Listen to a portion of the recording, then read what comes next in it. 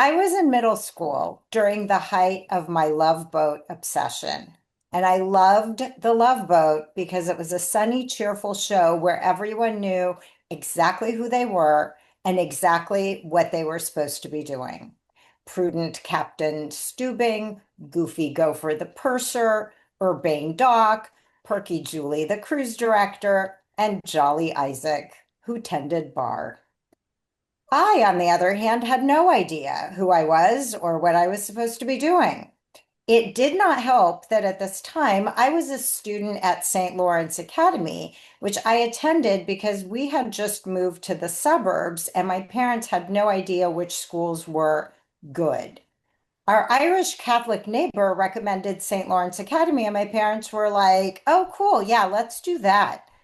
This will come as no surprise to anyone, but being a recent Russian Jewish immigrant at a Catholic middle school was not a positive experience. In fairness, I must acknowledge that I reaped the dividends years later after I pointed out that the dropped chalice in James Joyce's short story, The Sisters, suggested a fall from grace and a perversion of communion, an observation that astonished and impressed everyone, even the Catholics.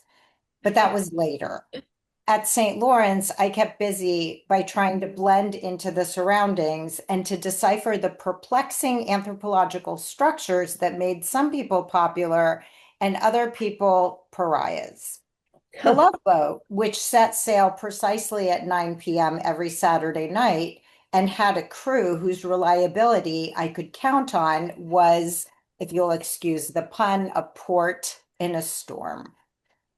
When I got to high school, I found my people and realized that my foreignness and my obsession with books and writing and television and pop culture was kind of cool. In college, I let my freak flag fly, by which I mean that I majored in English while taking Russian literature courses and also wrote for the Daily Bruin, where I found even more of my people.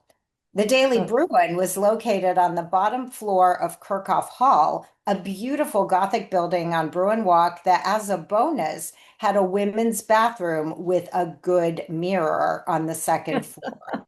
Is there anything better than having your best self reflected back at you?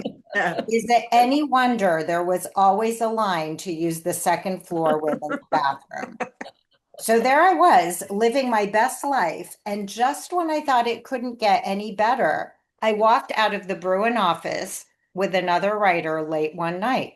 And right there on the front lawn of Kirchhoff Hall, an arm's reach away, was a camera crew and Klieg lights and Ted freaking Lang. That's Isaac the bartender on the Love Boat to you, dressed in Elizabethan finery because they were filming Othello right there in front of Kirchhoff Hall, 15 freaking feet away.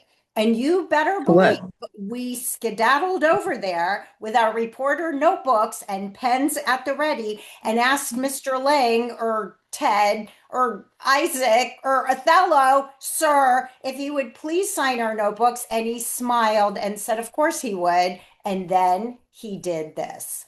Hello. And honestly, that moment was one of the major highlights of my life. And I am not ashamed to admit it because I know who I am now.